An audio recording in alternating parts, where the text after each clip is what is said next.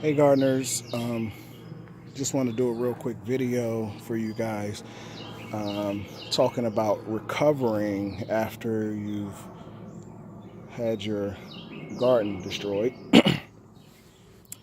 So sometimes when you're gardening, it could be an animal, like in my case, that can destroy a garden. Um, some other times it's not an animal. I've had something like this happen before where we had a crazy hailstorm and strong winds that have broke down and tore up my plants. Situations like that. You guys may run into a situation like it just might be the animals. And I think I kind of narrowed it down. I think it's actually a groundhog that's tearing up my stuff, not a deer. I put some stuff out to try to see if it's a deer that will, where they would come in out here. I put some stuff down to see if the deer would, because if it's a deer, it's going to be big enough to move things around when it's walking and stuff like that. And that stuff is not being moved at all. So I know it's not something as big as a deer that's doing it. Plus, my little table there, that thing is weak and you blow on that thing and it falls over. So if a deer came in here to eat on this and eat on this and eat on that, there's no way in the world his big old butt wouldn't have knocked over my bird bath right there. So yeah, so I think it's definitely a groundhog that did it. But we're going to recover, and I'm going to show you guys what I'm doing now. I pulled up my cabbage heads that were up here, and because ain't no need for me to waste space at this point. At this point, I can be growing things like beets and stuff like that. I can still grow. So that stuff had to go. So that's where it's going, and that stuff is not going to go to waste. Of course, it's going to be composted. Okay. Now what I'm doing now. Let me show you guys what I'm doing. So the kale remains. Now I told you guys about the continual harvesting veggies before. Let me tell you how continuously harvesting veggies work. They normally grow from the center, right? And what you would do is you'll pull off the outside leaves, leaving a few leaves in the center. And when you do that, those leaves in the center will grow back really fast. And that's because you still left a good amount of leaves to suck up the energy of the sun to feed these plants. And that's how they grow kind of fast.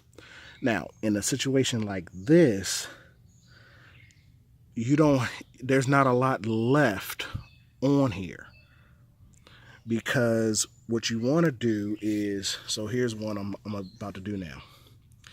The stuff in the middle is the new growth. All this stuff out here, these limbs and stuff like this, nothing is going to grow on these anymore. But when you water this plant and if you fertilize this plant, it sends energy from the roots, and it's going to go up these stems. It's putting energy in these stems that nothing is going to grow out of. So what you want to do is focus all of its attention on new growth. So the way to do that is all these stems that nothing is going to grow on anymore anyway, you're peeling all of those off. I'm doing this with one hand, guys, so bear with me. So I peel off all these stems, right? Everything that was getting chewed up by the monsters, right? That was also getting chewed up. So now all I have is the stalk and new growth. Now when I water, when I fertilize, it's going in here and it's going straight to my new growth, right? And that's going to help this thing grow.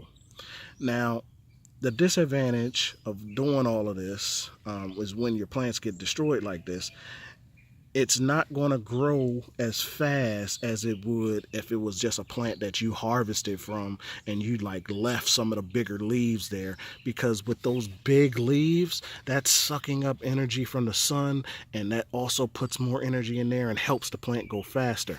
At this point, when you have it like this is the equivalent, even though it's been in the ground for a long time, even though it's established, even though it has roots, this is the equivalent of a new transplant.